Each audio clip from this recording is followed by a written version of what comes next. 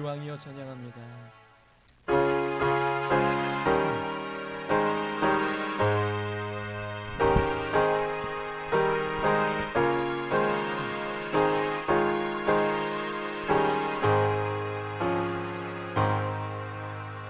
예수 우리 왕이여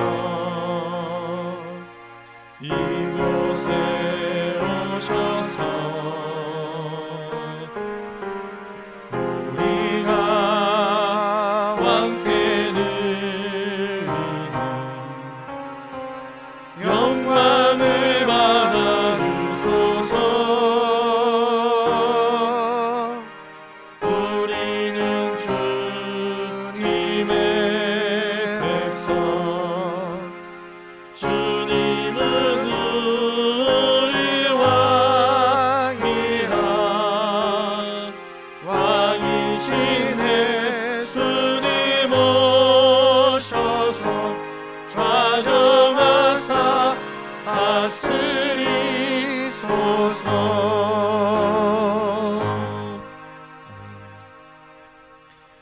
우리 주 예수 그리스도의 아버지 하나님을 찬송하리로다.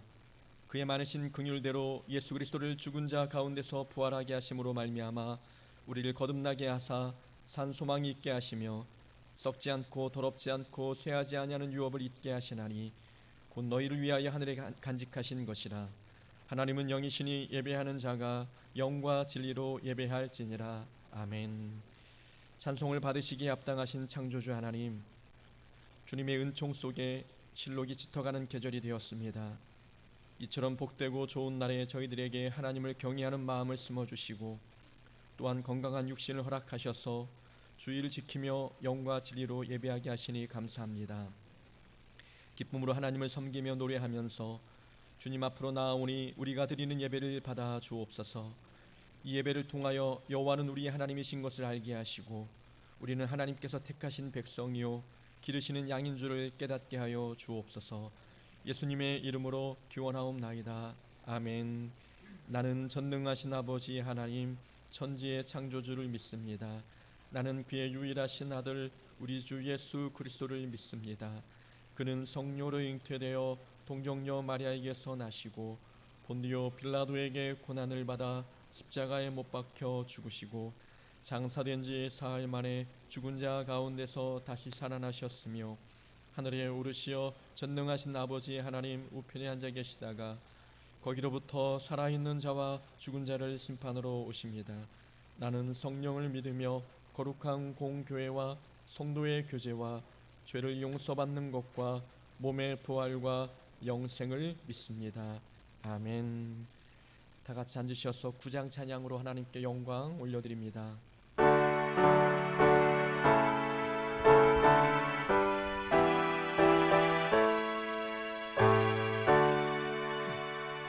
하늘에 가득 찬 영광의 하나님, 온 땅에 충만한 존귀하신 하나님, 생명과 빛으로 지혜와 권능으로 언제나 우리를 지키시는 하나님, 성부와 성자와 성령 삼위의 하나님, 우리 예배를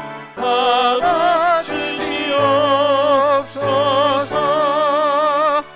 사랑이 넘치는 자비하신 하나님, 은혜가 풍성한 구원의 하나님, 자매의 심령에 평안을 주시옵고 죄악과 허물을 용서하여 주소서. 찬송과 영광과 생명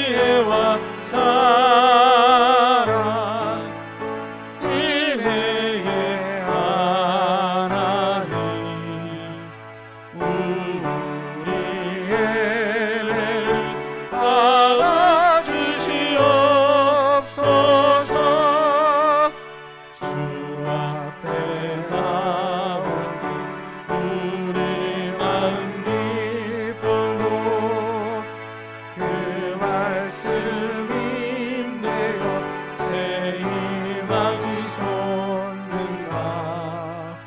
고난도 슬픔도 이기게 하시었고 영원에 이때로 살아가게 하소서. 우리의 사랑과 기쁨 생명의 하나님 우리의 예배를 받아주시옵소서.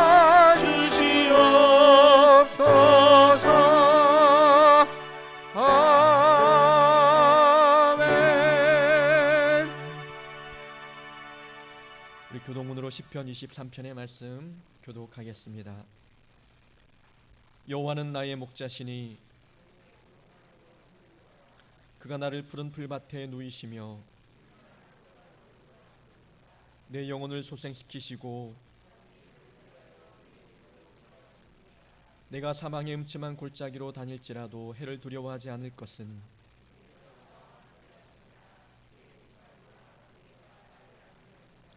주께서 내 원수의 목전에서 내게 상을 차려주시고 기름을 내 머리에 부으셨으니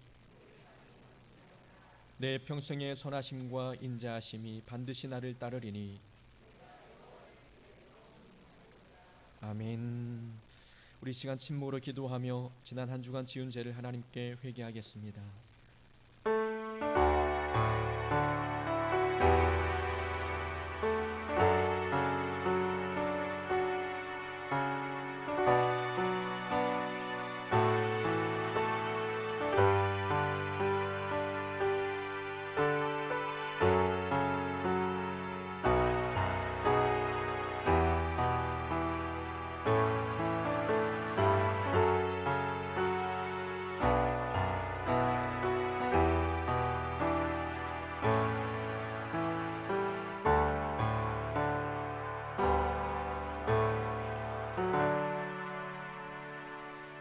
하나님께서 우리에게 주시는 사죄의 말씀이 있습니다.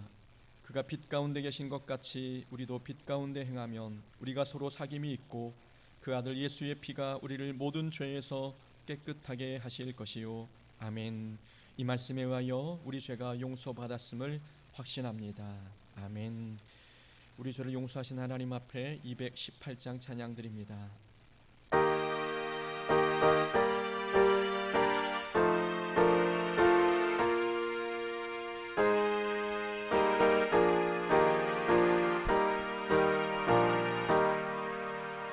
내 맘과 정성을 다하여서 주 너의 하나님을 사랑하라.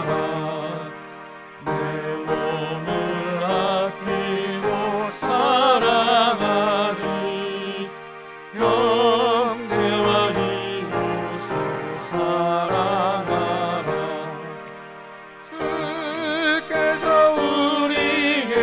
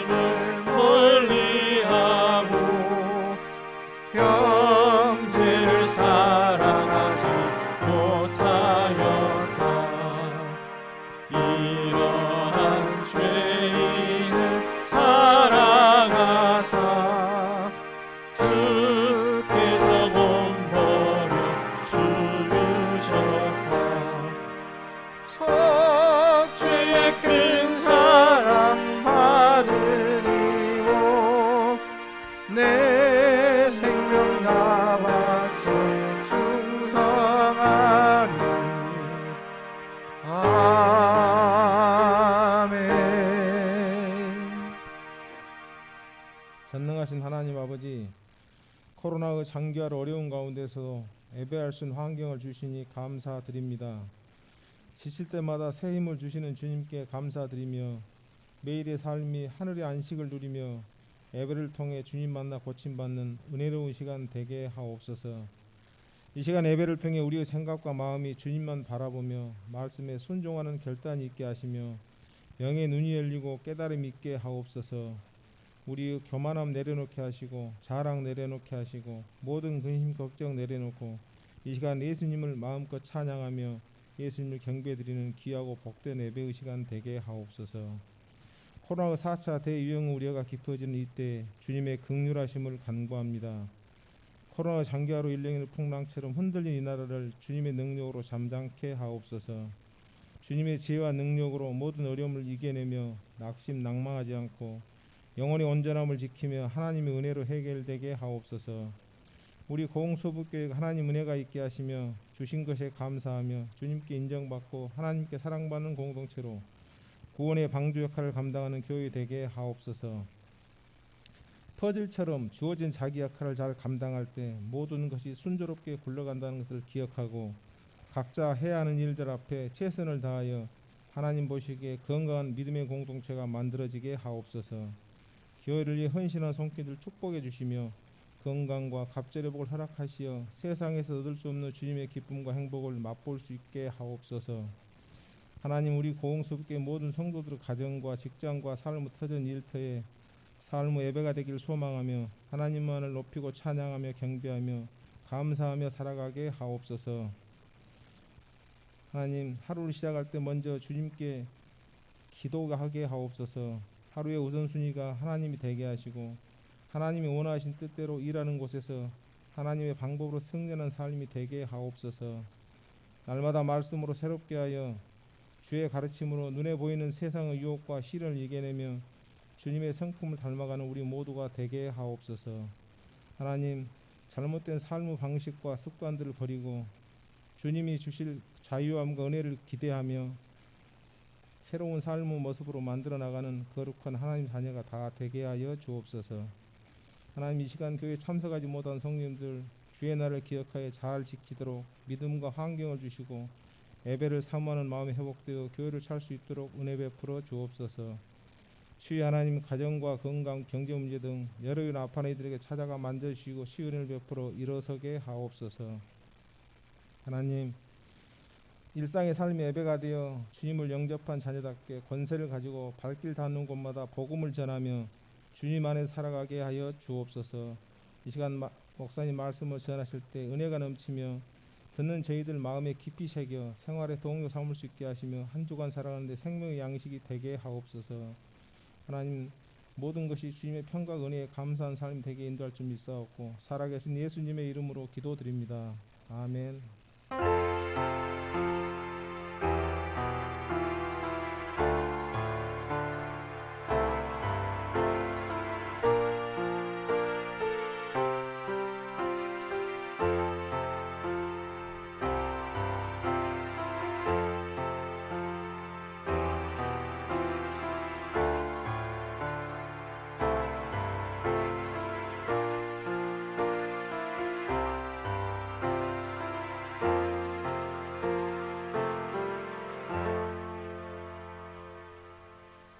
하나님의 말씀 함께 찾아봅니다. 신약성경 마태복음 20장입니다. 마태복음 20장 1절부터 16절까지 말씀 우리 한 절씩 교독하겠습니다. 마태복음 20장 1절부터 16절입니다. 마태복음 20장 1절부터 16절까지의 말씀입니다. 한 절씩 교독합니다. 천국은 마치 품꾼을 얻어 포도원에 들여보내려고 이른 아침에 나간 집 주인과 같으니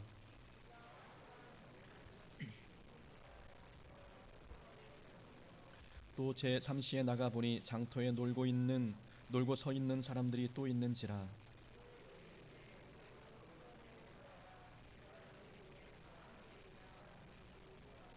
제6시와 제9시에 또 나가 그와 같이 하고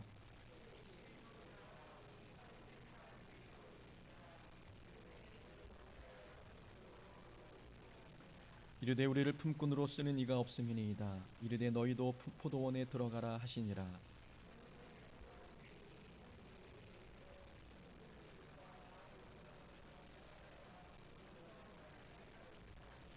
제11시에 온 자들이 와서 한 데나리온씩을 받거늘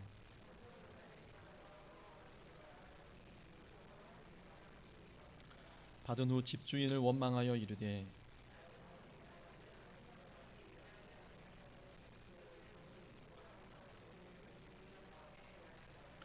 주인이 그 중에 한 사람에게 대답하여 이르되 친구여 내가 네게 잘못한 것이 없노라. 내가 나와 한 데나리온의 약속을 하지 아니하였느냐.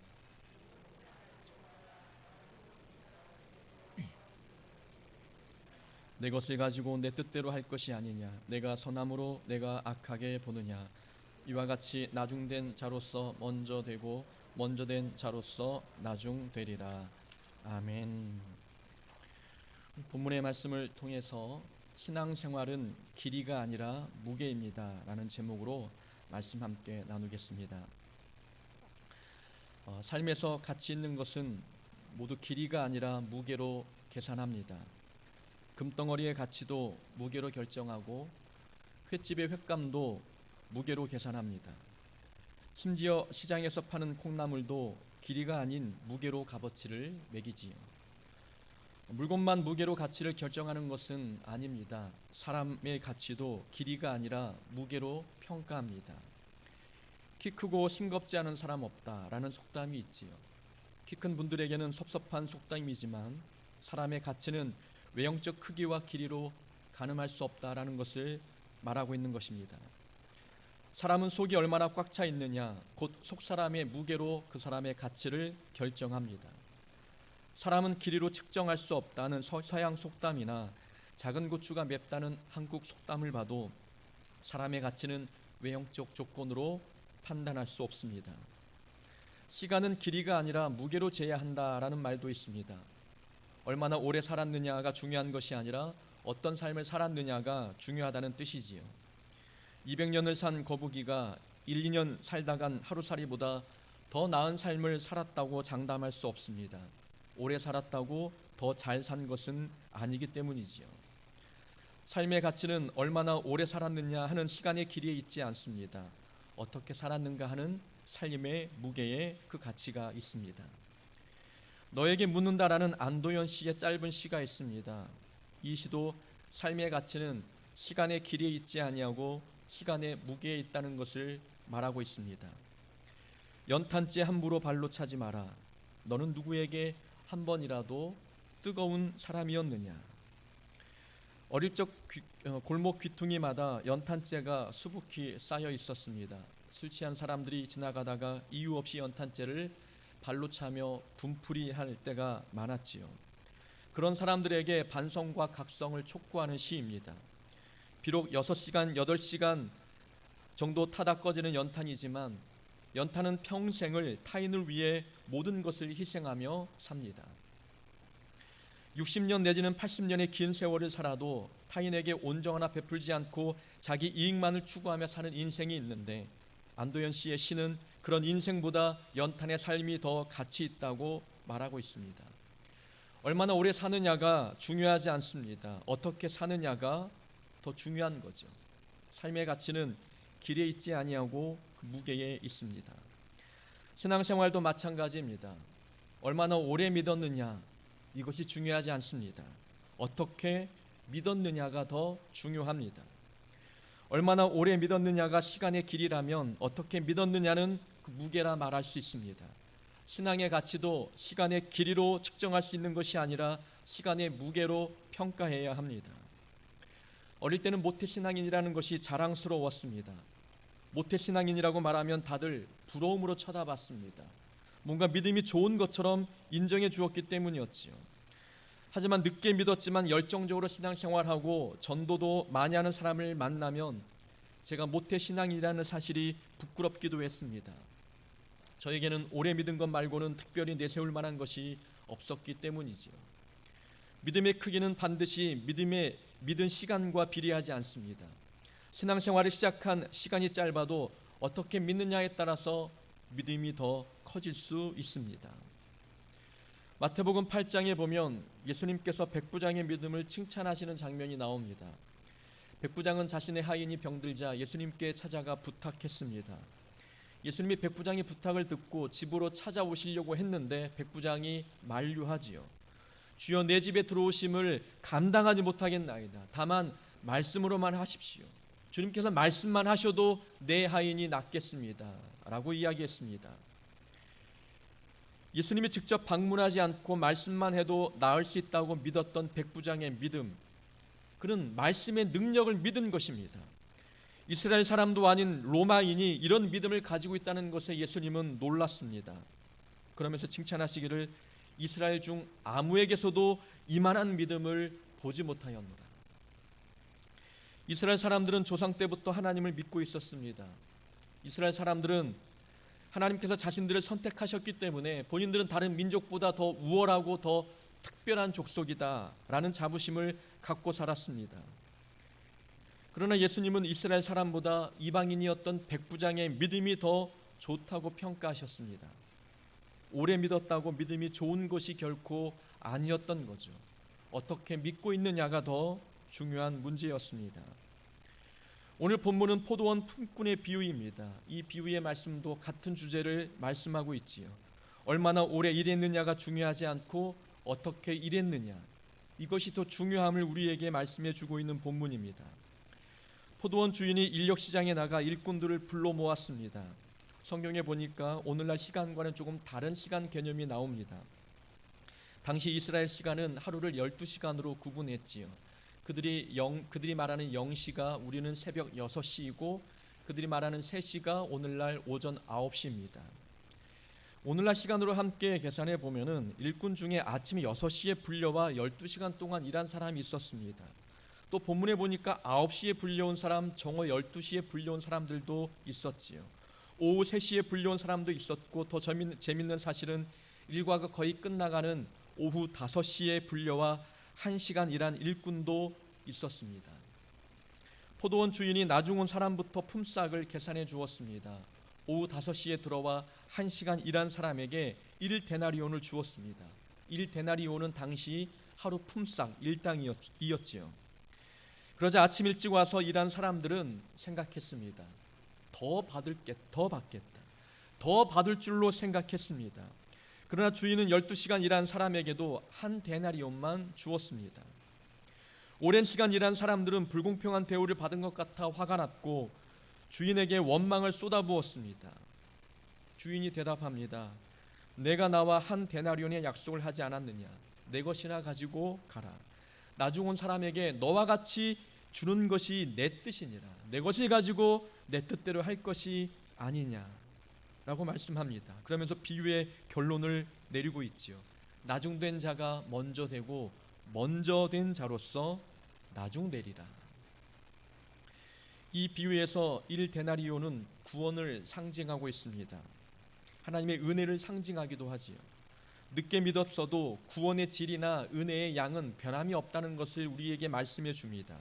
신앙생활을 오래 했든 짧게 했든 하나님의 은혜는 모두에게 공평하게 부어진다는 것을 말씀해 주고 있는 본문입니다. 여러분, 나중된 자가 먼저 되고 먼저 된 자가 나중된다. 얼마든지 순서가 뒤바뀔 수 있다고 우리에게 말씀해 주고 있습니다. 순서가 뒤바뀐다는 것은 무엇을 가지고 평가하겠다는 겁니다.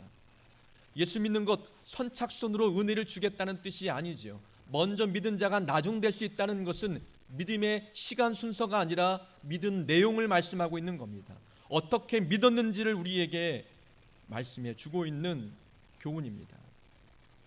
더 받을 줄 알았는데 똑같이 1데나리온만 받았습니다. 12시간 일한 사람이 불평이 나올 법도 합니다. 자신들은 일찍부터 내리쬐는 뜨거운 태양을 견디며 종일 수고했습니다. 더 많이 고생했으니 남들보다 더 받아야 마땅하다고 생각합니다. 자신들은 더 많은 은혜를 누려야 된다는 생각을 갖고 있죠. 그럴 만한 자격이 있다고 본인들은 생각했던 겁니다. 일꾼들의 계산 방법은 얼마나 오래 일했는가, 이런 기준으로 판단했습니다. 하지만 포도원 주인의 평가 기준은 어떻게 일했느냐, 이것을 보셨습니다. 시간의 길이가 아니라 시간의 내용이 중요했습니다. 먼저 일했다고 먼저 되는 것이 아니었지요. 이러한 내용에 따라 나중된 자가 먼저 될 수 있음을 우리에게 교훈해 주고 있습니다.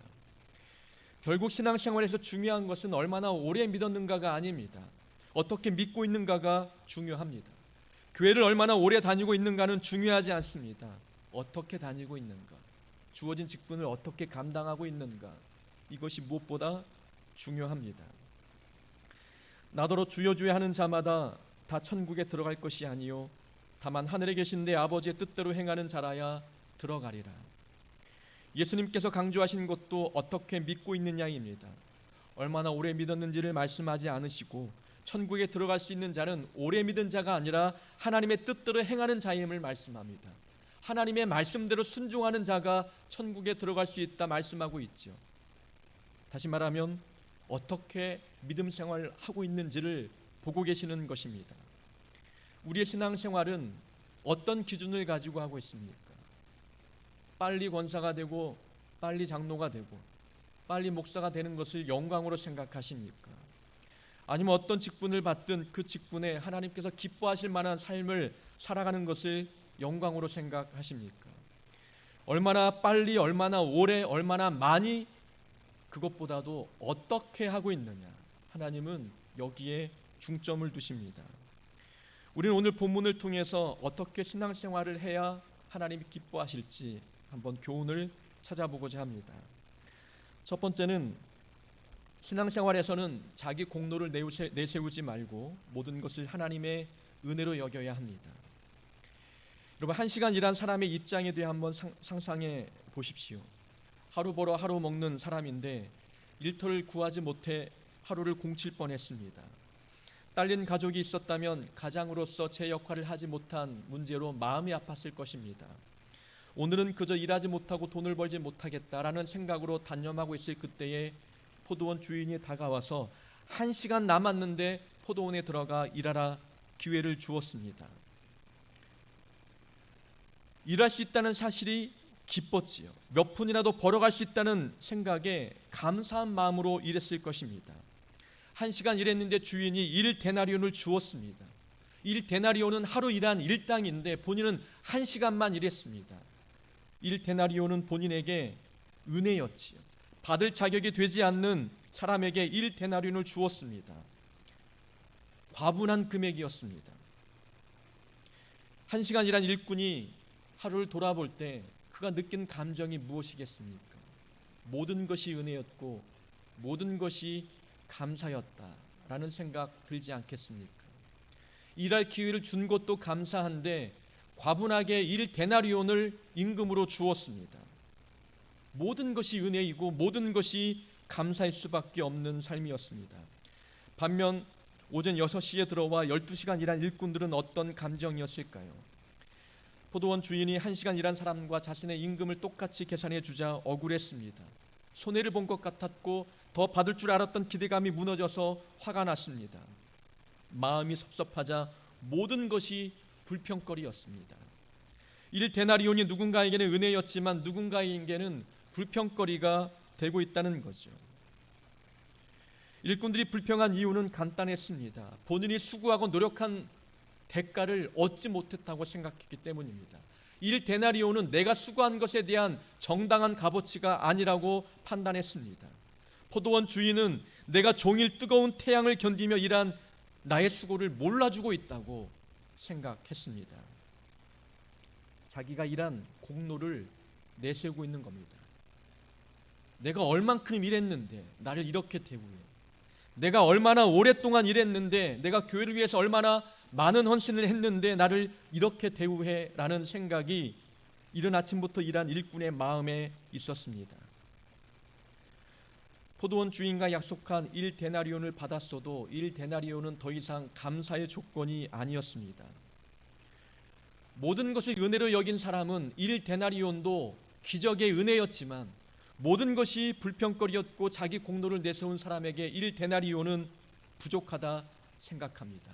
은혜의 조건이 결코 아닌 거지요.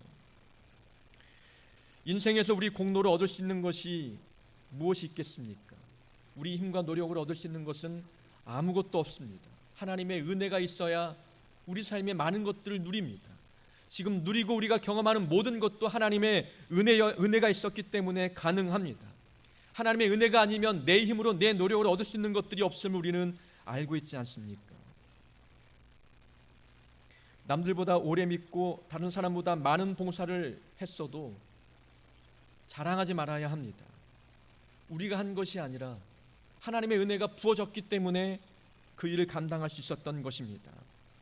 자기 공로를 자랑하면 대가를 기대하게 됩니다. 또 대가를 기대하면 기대한 만큼 결과가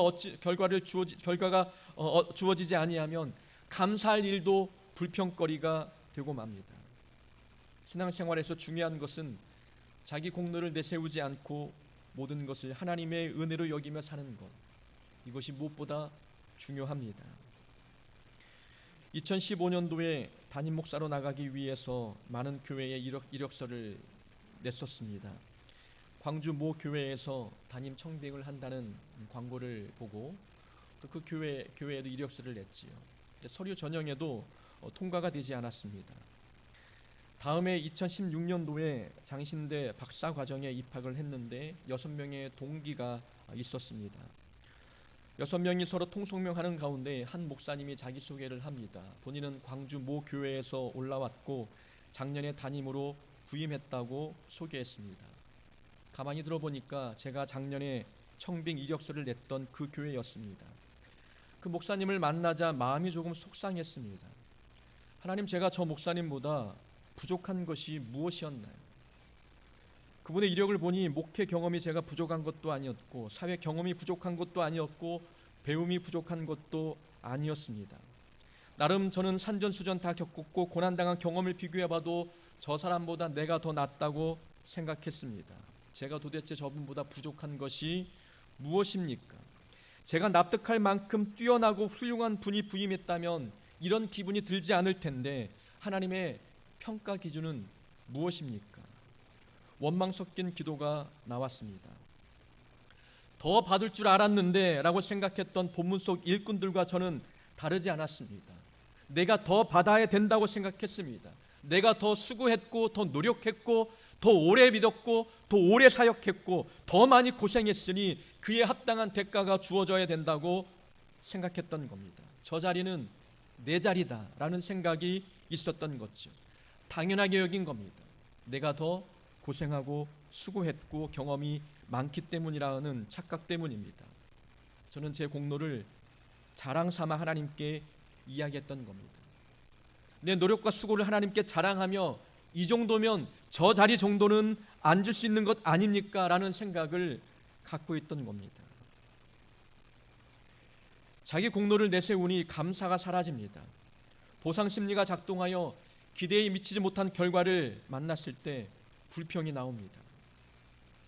우리는 자기의 수고와 노력을 자랑하기보다 하나님의 계획을 믿고 모든 것이 하나님의 은혜라는 생각을 가져야 합니다. 자기 공로를 내세우면 먼저 되었어도 나중되고 모든 것이 하나님의 은혜임을 고백하면 나중된 자도 먼저 될 수 있습니다. 나는 사도 중에 가장 작은 자라. 나는 하나님의 교회를 박해하였으므로 사도라 칭함받기를 감당하지 못할 자니라. 그러나 내가 나된 것은 하나님의 은혜로 된 것이니 내게 주신 그 은혜가 헛되지 아니하여 내가 모든 사도보다 더 많이 수고하였으나 내가 한 것이 아니요 오직 나와 함께 하신 하나님의 은혜로다. 사도 바울의 고백입니다. 바울은 모든 사도보다 더 많이 수고했습니다. 자랑거리가 많았지요. 그가 자기의 공로를 내세운다면 기독교 역사 중에 바울보다 내세울 것이 많은 사람은 없을 겁니다. 많은 성경을 기록하고 많은 교회를 세우고 많은 기적을 행하며 많은 영혼을 주께 돌아오게 한 역할을 바울이 했습니다. 그러나 바울이 고백하기를 내가 한 것이 아니요 오직 나와 함께 하신 하나님의 은혜입니다 라고 고백했습니다. 바울에게는 모든 것이 은혜였습니다. 하나님의 은혜가 아니면 감당하지 못할 것이라고 바울은 생각했습니다. 하나님 앞에 얼마나 오래 믿고 얼마나 많은 일을 했는지를 자랑하지 않았던 것입니다. 우리는 자기 공로를 내세우지 말고 모든 것이 하나님의 은혜임을 고백하며 신앙생활을 해야 합니다. 남들보다 더 많이 일하고 더 오래 일했다 할지라도 그걸 자랑 삼아 이야기하지 말아야 합니다. 신앙생활에서 중요한 것은 내 공로를 자랑하는 것이 아니라 모든 것이 하나님의 은혜였음을 고백하는 것. 이런 믿음 생활 살아갈 때 하나님께 주목받는 믿음 생활 되는 것입니다.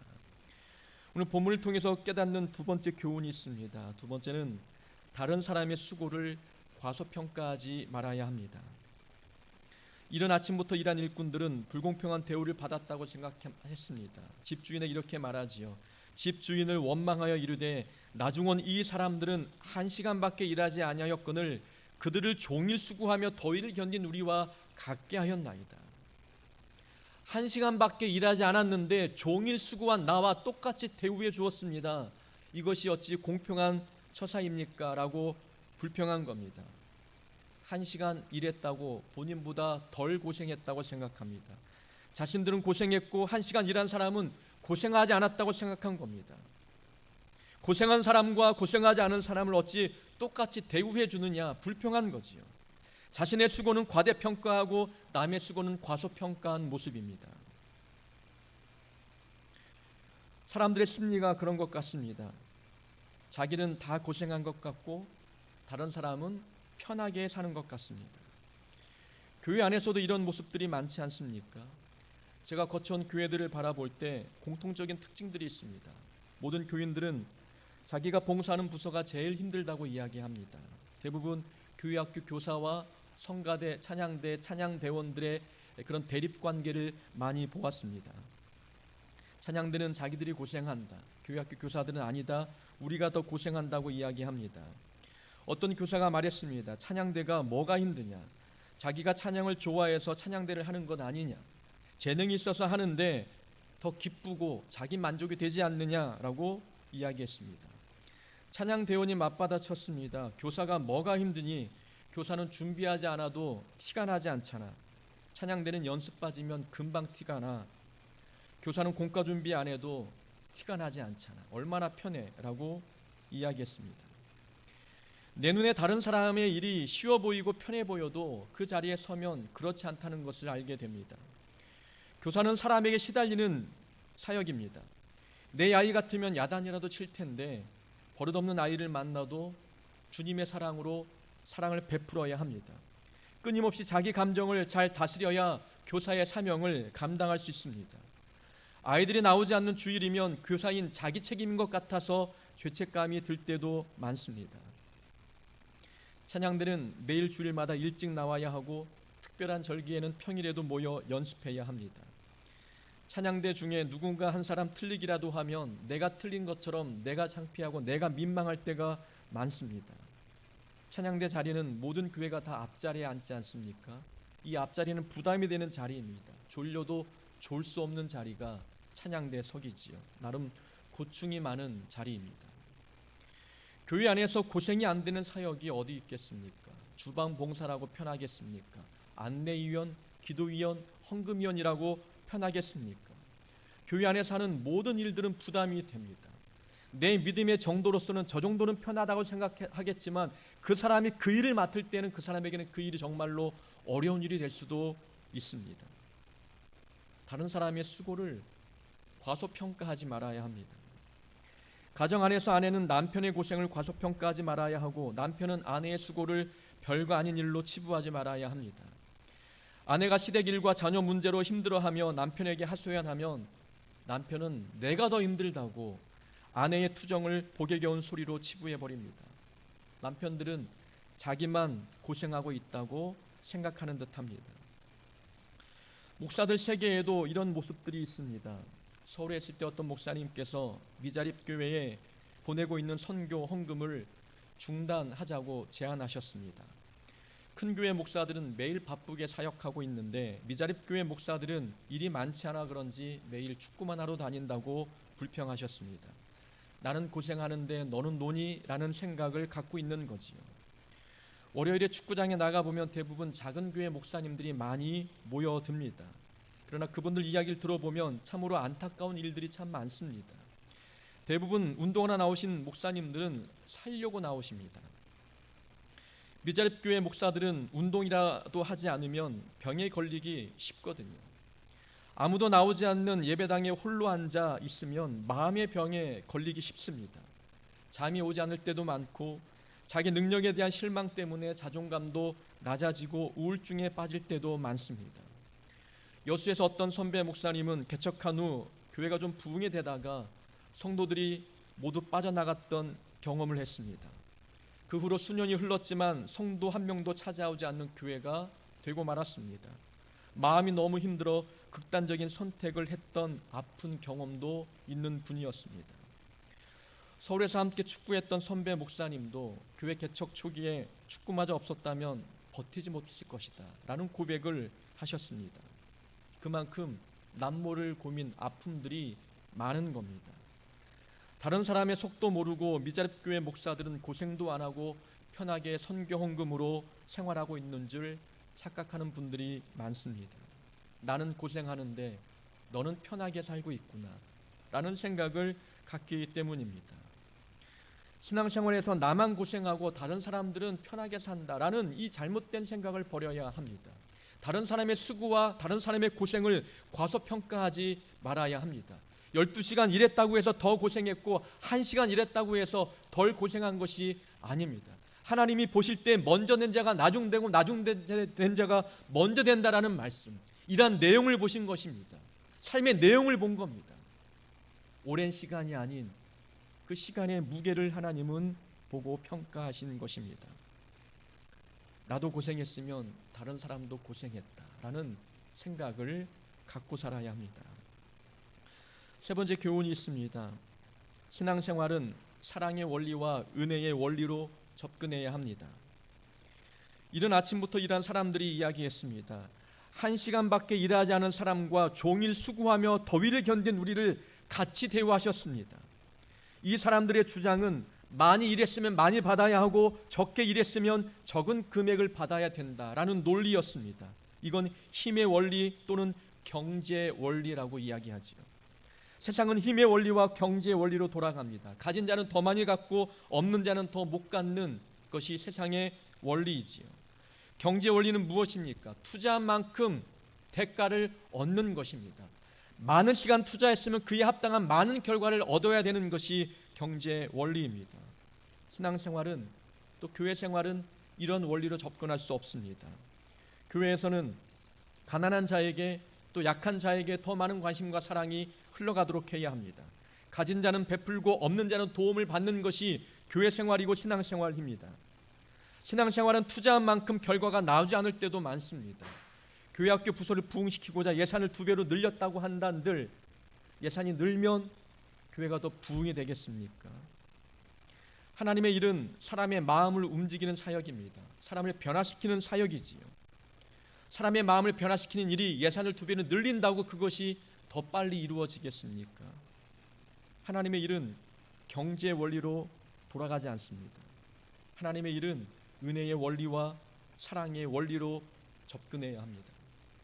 1시간밖에 일하지 않은 사람도 하루 일당이 필요합니다. 그래야 가족이 먹고 살 수 있지 않겠습니까? 능력이 부족했는지 아니면 좋은 기회를 만나지 못했든지 아니면 나이가 많았든지 남들은 이른 시간에 불려가 일을 하고 있는데 오후 5시가 될 때까지 일자리를 구하지 못하고 서 있는 사람들이 있었습니다. 사회적으로 약자들입니다. 포도원 주인은 그들에게 다가가서 가신 겁니다. 은혜의 원리로 다가간 겁니다. 1시간만 일하고 하루 일당을 주었습니다. 포도원 주인은 손해보는 일이었지만 그렇게 했습니다. 은혜의 원리로, 사랑의 원리로 접근했기 때문입니다. 경제 원리와 힘의 원리로 생각한다면 1시간밖에 남지 않는 노동시간, 일찍 문을 닫고 내일 또 이른 아침에 새벽 6시에 일꾼을 불러오면 더 많은 일을 할 수 있는 것 아니겠습니까? 포도원 주인은 바로 하나님은 경제 원리와 힘의 원리가 아닌 은혜의 원리로 우리에게 다가오신 분이십니다. 이른 아침에 포도원에 들어와 일한 사람들을 한번 보십시오. 만약 포도원 주인이 그들을 선택하지 않았다면 그들도 일할 수 있는 기회를 얻었겠습니까? 자기가 특별하고 능력이 많아서 일찍 선택받은 줄로 착각하고 있는 겁니다. 본인도 주인의 은혜가 있지 않고는 선택받지 못했습니다. 포도원 주인이 불러주었기 때문에 일을 했고 일한 만큼의 대가를 얻은 것입니다.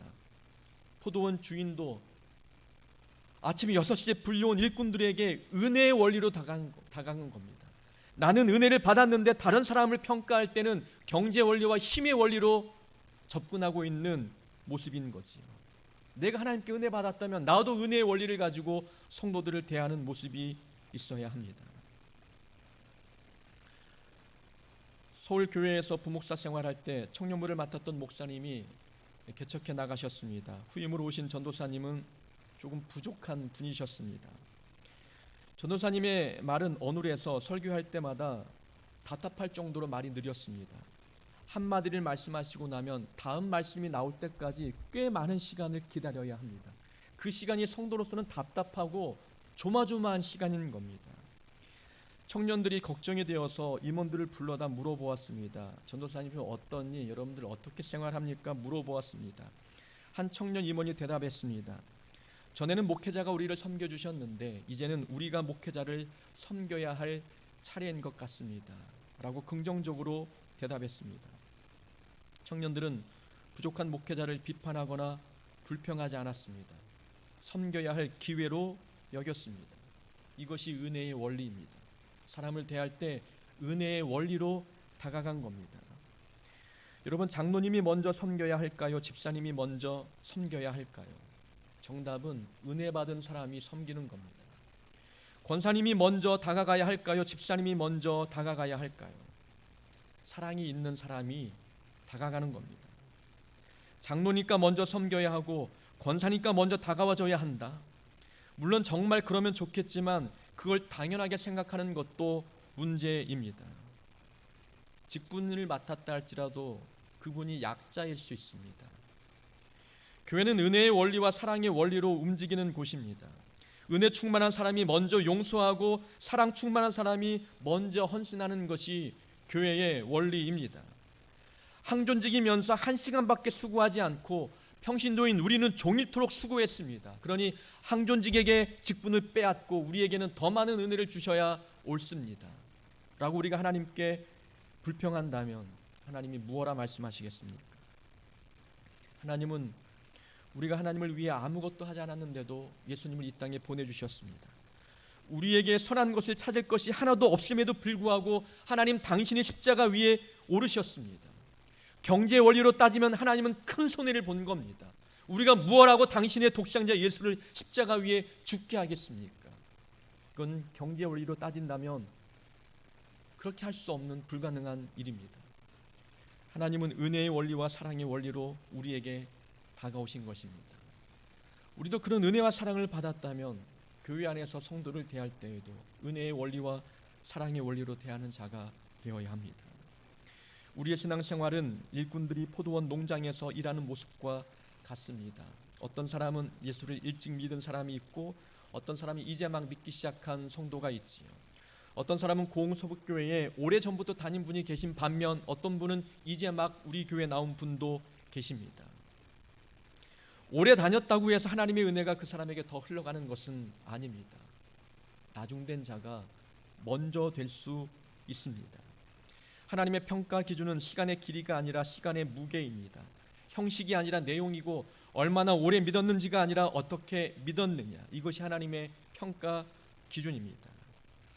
우리는 우리의 수고와 노력, 우리의 공로를 자랑하지 말아야 합니다. 모든 것이 하나님의 은혜임을 고백하는 삶을 살아야 합니다. 그리고 다른 사람의 수고를 과소평가하지 말고 또 다른 사람을 대할 때 은혜의 원리와 사랑의 원리로 대하는 신앙생활을 해야 합니다. 이런 신앙생활을 살아갈 때 우리가 나중되었어도 먼저 되는 은혜가 우리에게 있게 되는 줄로 믿습니다. 그런 은혜가 우리에게 충만하기를 주의 이름으로 축원합니다. 우리 이 시간 다 같이 일어나셔서 말씀을 생각하며 찬양하고 또 말씀을 붙들고 함께 통성으로 기도하기 원합니다. 모든 것이 하나님의 은혜입니다. 고백하며 찬양합시다.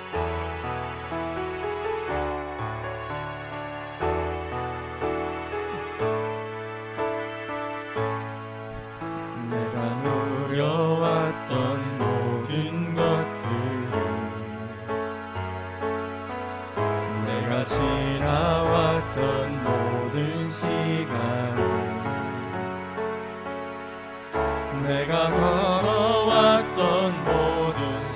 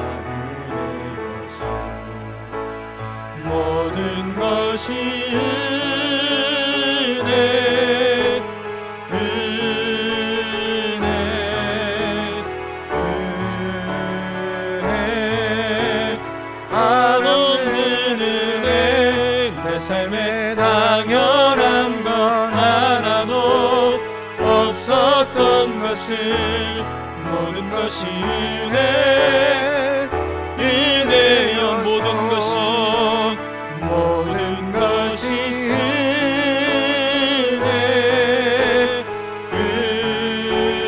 은혜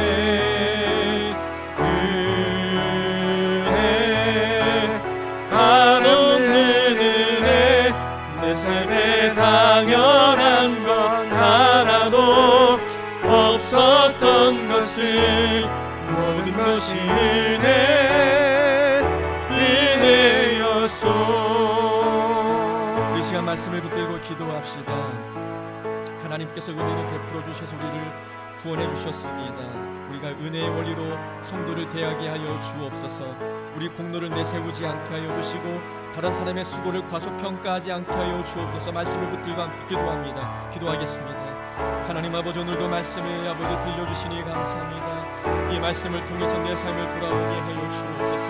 하나님 아버지, 내가 오래 믿었다는 것, 내가 일찍 목사가 되었다는 것, 내가 일찍 직분을 받았다는 것에 하나님 만족하며 그것을 영광으로 생각하고 있었다면 하나님 용서하여 주옵소서. 하나님께서는 어떻게 믿고 있는지, 어떻게 일을 하고 있는지 아버지께서는 그 내용을 보시오니 하나님, 우리의 주어진 그 시간의 무게를 가지고 평가하시는 하나님을 우리가 기억하게 하여 주옵소서.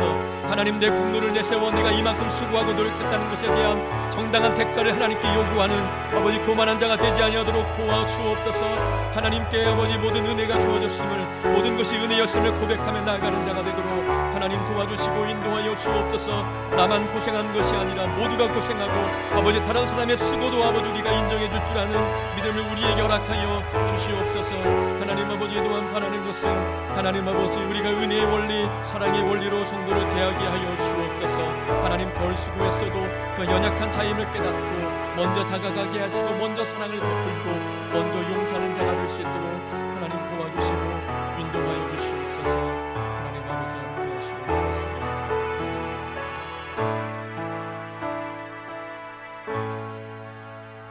하나님 아버지, 지금껏 우리가 오래 믿었고 일찍 직분을 맡았던 것을 우리가 붙들며 그것을 영광으로 생각하며 살았습니다. 그런 하나님의 평가 기준은 시간의 길이가 아닌 시간의 무게였음을 깨달았사오니 하나님 앞에 우리가 올바른 신앙생활의 내용을 가지고 주 앞에 서는 자 되게 허락하여 주옵소서. 우리 공로를 내세우지 않게 하시고 또 하나님, 우리가 다른 사람의 수고를 과소평가하지 않게 하시며 또 다른 사람들의 그 직분을 보면서 그 직분이라면 당연히 해야 된다고 하는 교만한 생각을 버리게 하시고 은혜 받은 자가, 또 사랑이 많은 자가 먼저 다가가고 용서하는 자가 되게 은혜를 도하여 주옵소서. 예수님 이름으로 기도하옵나이다. 아멘. 자리에 앉으셔서 우리 찬양하며 준비한 예물 봉헌합니다. 내 평생 소원 이것뿐 450장입니다.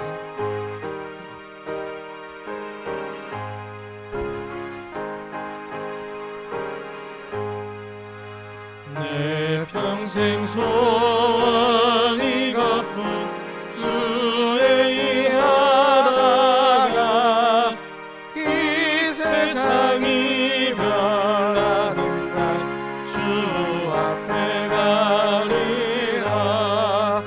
꿈같이 헛된 세상이 취할 것 무엇냐.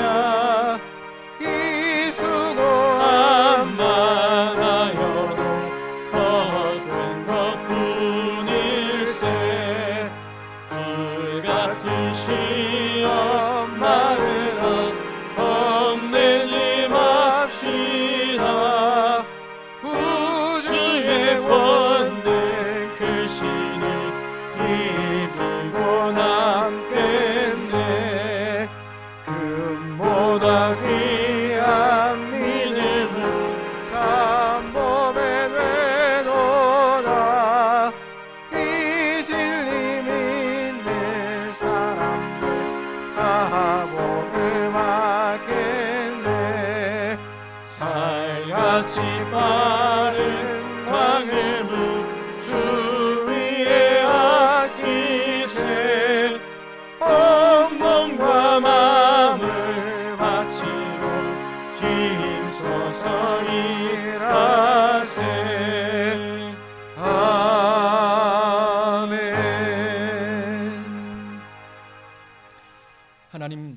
귀한 예물 들고 주 앞에 나와 예배합니다. 우리가 드린 예물을 기쁘게 받으시고 물질의 양을 보지 마시며 이 물질에 담겨 있는 우리 마음의 양을 하나님 바라봐 주시옵소서.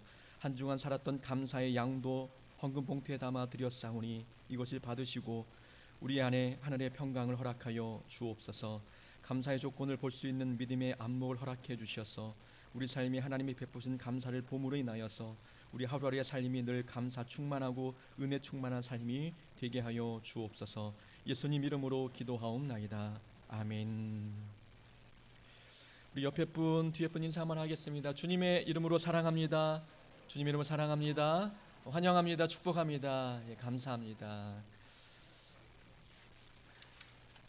오늘은 부활절 네 번째 주일입니다. 이번 한 주간도 부활하신 주님 바라보면서 믿음의 승리 거두는 한 주간 되길 바랍니다. 다음 주일은 어린이 주일입니다. 우리 믿음의 유산이 다음 세대로 흘러갈 수 있도록 교육부서 학생들을 위해서 기도해 주시기 바랍니다.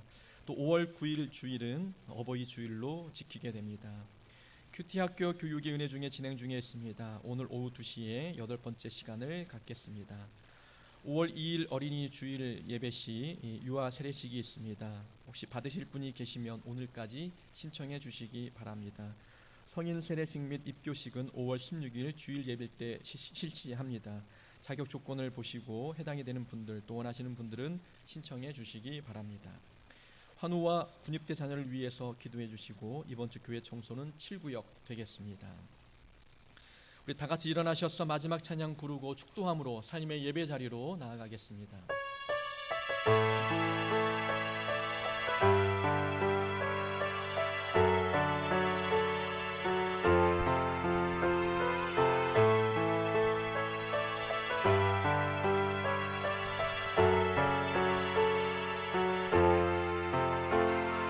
교회여 일어나라 주께서 부르시니 두려움과 실패 내려놓고 교회여 일어나라 교회여 일어나라 주께서 보내시니 우릴 부르신 삶의 자리에서 교회여 일어나 우린 세상의 빛 하나님의 편지 주의 교회를 통해 세상이 주를 보리라 일어나라 아버지 사랑으로 아버지 능력으로 서로 하나 되어 그 빛을 비추라 노래하라 아버지의 사랑을 아버지의 크심을 이 삶의 노래로 주님을 나타내라 일어나라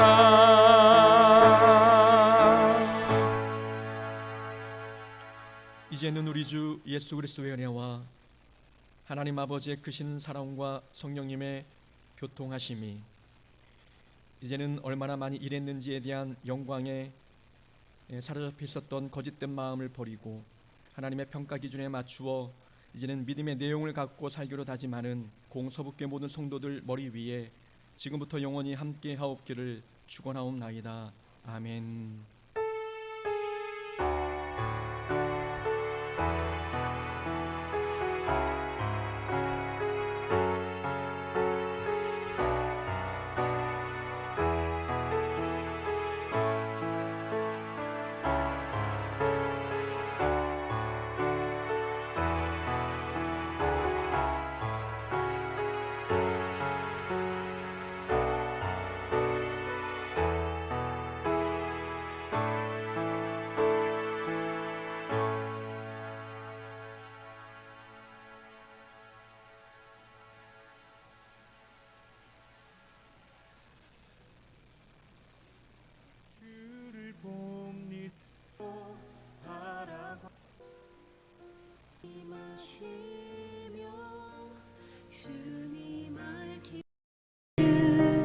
주만 보기를 소망해.